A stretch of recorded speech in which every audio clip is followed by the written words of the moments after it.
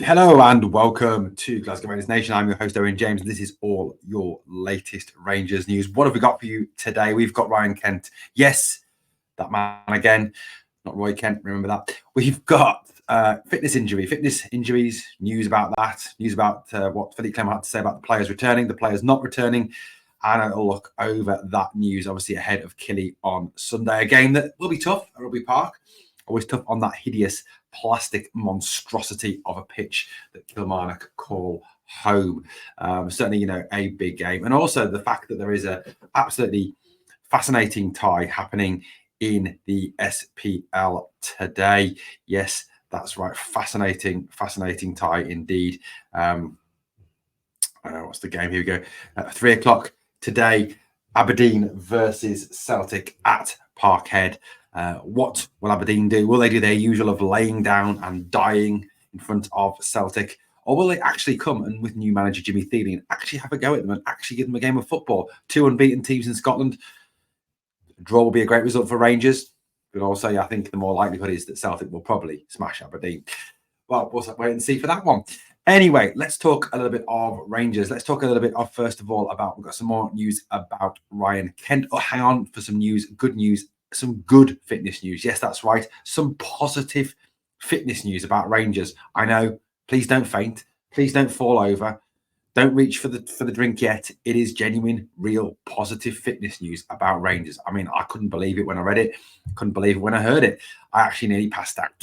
But let's talk about the Ryan Kent thing first of all. So, look, we put the video out here yesterday about Ryan Kent's possible return to Rangers. Had a very mixed bag of responses. Some of you saying that you're down tools, some of you saying no way, some of you saying over your dead body, some of you saying not a chance, some of you saying you wouldn't even give him 45 pence a week, etc., etc. Others saying yes, I'll have him back tomorrow. Yes, it's well worth it. Yes, he's a good player. Yes, he's the sort of player we need. He's a player who will run at people, go past people, do something that very few of our players currently do. So I think there is I think it's more 60-40, 60 against 40 for him returning. Now, the latest reports that are doing the rounds as regards Ryan Kent are these ones. Now, Kent can't actually start playing football again until January. Now, clubs can sign free agent players outside of the transfer windows. However, they cannot register those players until the next transfer window opens. So if Kent was signed today or tomorrow, he couldn't actually start playing until January the 1st. So even though he might secure his services, we'd still have a couple of months to wait before he could actually pull on the shirt again and go out and play at Ibrox or wherever we were playing, which obviously gives him a period of time to consider his options, a period of time to impress, a period of time to come and go and do what he needs to do. Now, one of the discussions that is currently ongoing, and it seems that Philippe Clement is an admirer of Ryan Kent. After it emerged, obviously Kent was someone that Clement previously tried to sign before he moved to Rangers when he was a Liverpool Academy graduate. And Philippe Clement was the Club Bruges manager. Clement apparently was interested in securing the services of Ryan Kent. Obviously, that move never came off. He came to Rangers. I think, despite some people's memories, he did have a successful spell here at the start of his career. Obviously, it tailed off near the end, but, certainly there were some good moments during 55, during the Europa League run. Certainly some positive moments, goals and assists against Celtic, always very positive. And let's face it, Celtic pretty much hated Kent, didn't they? Especially obviously after the gun celebration. Now, where are we up to with this? Now, according to reports that are doing the rounds at this moment in time, one of the things that Rangers are considering, given the fact obviously that Kent has nowhere currently to train and no team to train with, is actually offering Ryan Kent the chance to come and train with Rangers at Auchenhowie. Many feel that Kent would actually welcome this opportunity to stay fit, to stay obviously sharp, or as sharp as you can without actually playing games. This would also give Kent a chance to really impress. This could be a situation where Kent basically comes to Rangers, he trains with the club, and then Philippe Clement could say, actually, do you know what? This lad fits in. This lad looks good. Yes, let's have him back. Let's give him a contract. Or Clement says, you know what? No, not for us. Good luck, Ryan. Good luck somewhere else.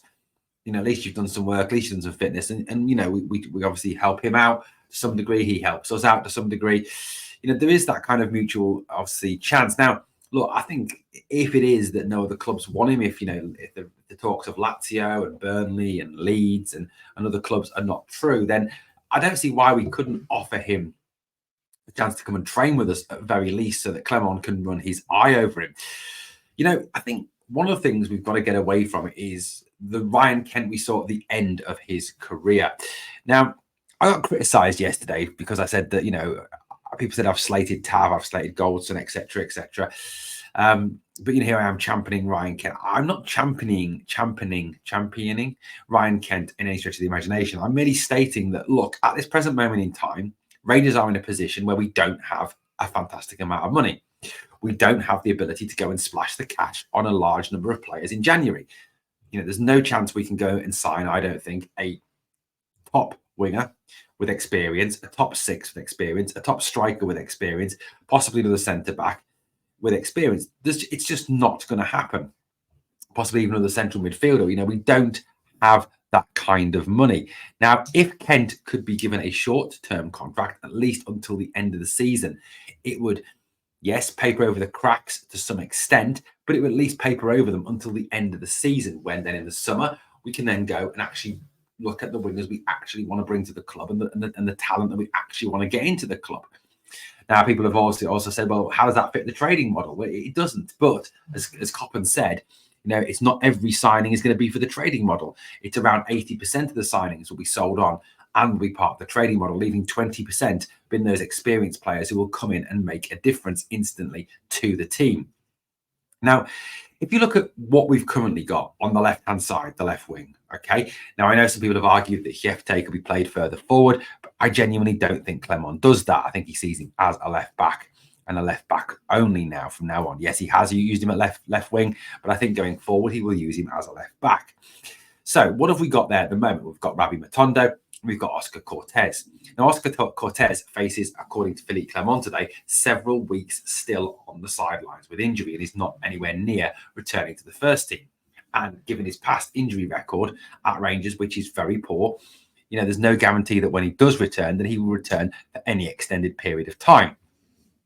The other alternative, of course, is Rabbi Matondo. Rabbi Matondo is a very average footballer. He has never done anything, particularly in Scotland, to show that he is a top player. At times, he looks like his feet are too quick for his brain, and he looks very average. Yes, he was very good against Ross County, but it was Ross County. Let's just put that into a bit of perspective. Look, I know there's a lot of anti-feeling against Kent. I get that, and I understand that, and I was angry with Kent at the end as well, with how he just gave up. But is Ryan Kent better than Rabbi Matondo? That's a question you've got to ask yourself. Is Ryan Kent better than Oscar Cortez? Well, number one, he stays fit. Kent was very rarely injured. Number two, yes, he is better than Rabbi Matondo, which is not that hard, realistically.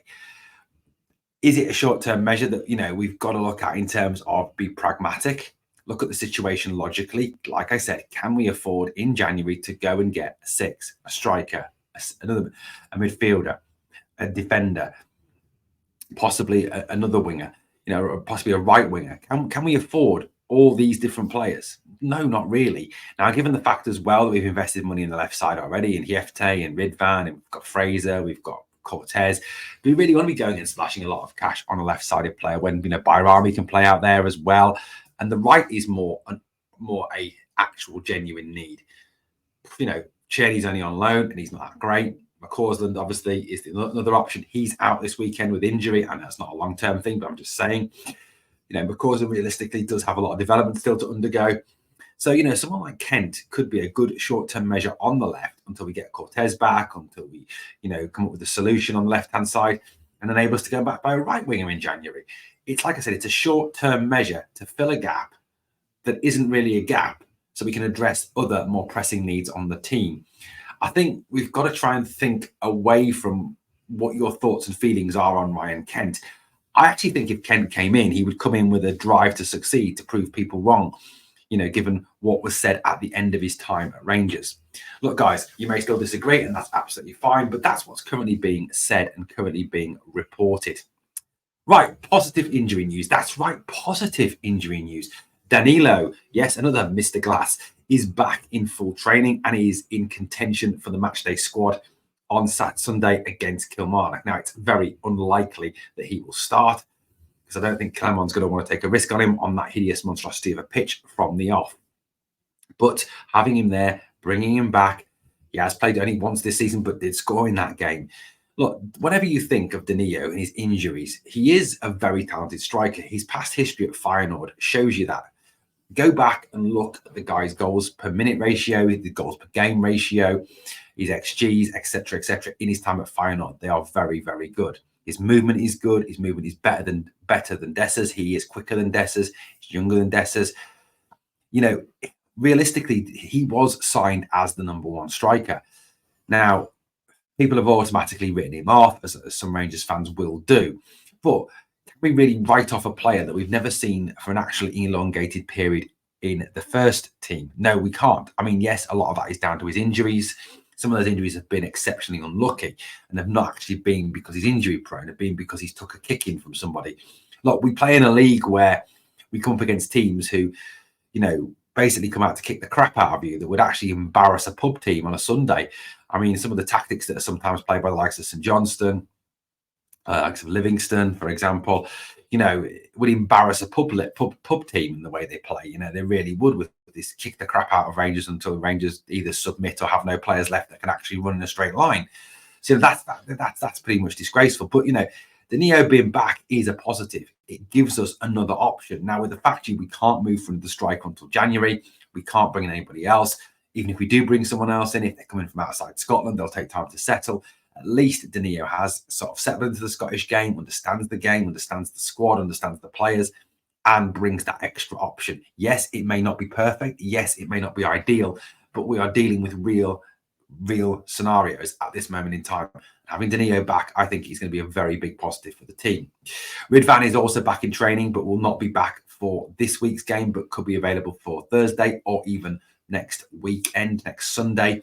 That's where we're up to with that one. So Ridvan will be back and is back in training. Rabbi Matondo apparently is also on his way back as well, although I'm not as excited about that one. So that's some positive injury news, against obviously the negative being that Oscar Cortez is out for an elongated period of time. So it appears that injuries are starting to turn a little bit and the fitness is starting to come back. Now, the big test will be with these players, with Ridvan, with Matondo, with Danilo, players who've proven over time that their injury record is particularly poor, that whatever the medical team, the strength and conditioning team, the fitness teams have done with them in this rest and recuperation period, in this recovery period, is something that is going to stick, something that is going to be there for the long term, and it's going to enable these players to play on and actually play a part in the rest of the season, and not 2-3 weeks from now go down injured again and be out for a number of months. I think Philippe Clermont, given his past history, given the way he's previously worked, will take his time with these players, will slowly reintroduce them. They'll be coming off the bench for 10 minutes here, 20 minutes here, 25 minutes here. I think it's unrealistic to state that Ridvan and Danilo and Matondo will start as of 1 game, 2 games into their comebacks. It will take time before they're even considered to actually start games. We do need to show a little patience with this. I know sometimes sometimes our fans, we do struggle with that patience. I'm as much as guilty as you are of wanting instant results, of wanting instant returns, of wanting people starting instantly.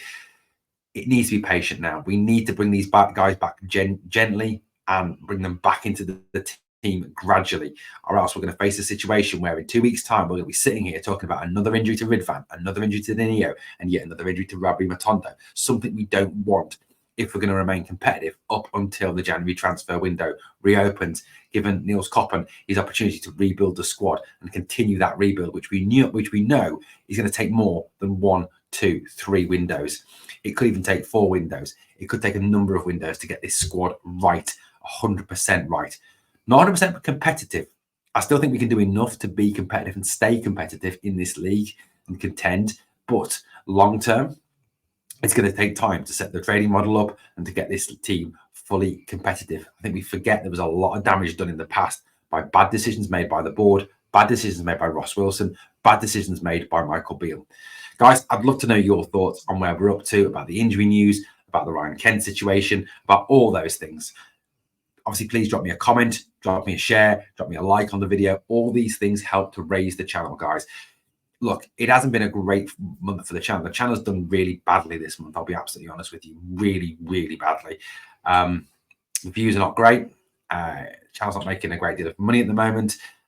It's actually a struggle. So, let's obviously help to continue to build the channel. My attitude to this channel is it's a fan community. It's about you and me. It's about having a conversation. It's not just about me sitting here and talking shit for 15 minutes, 20 minutes, an hour, whatever. Thank you for watching Glasgow Rangers Nation, guys. As always, on the way out, smash that like, and remember always, please never forget, we are the